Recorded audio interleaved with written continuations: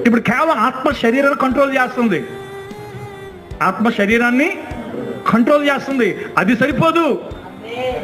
ఆత్మ అంతరాత్మను కంట్రోల్ చేయాలి, అంటే స్వాధీనం పరచుకోవాలి, ఆ గోపురాన్ని పట్టుకోవాలండి.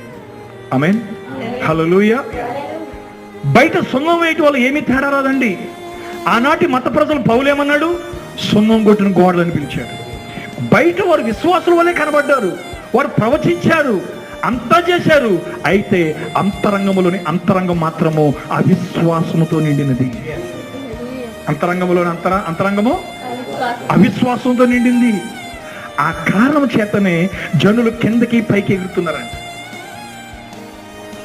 జనులు పైకి కిందకి ఎగురుతున్నారు, భాషలు మాట్లాడుతున్నారు, చప్పట్లు కొడుతున్నారు, రోగుల మీద చేతులు ఇచ్చుచున్నారు, వ్యాధులను బాగు చేయుచున్నారు. విశ్వాసం ద్వారా ఈ గొప్ప పనులను ఆత్మ ద్వారా చేయుచున్నారు.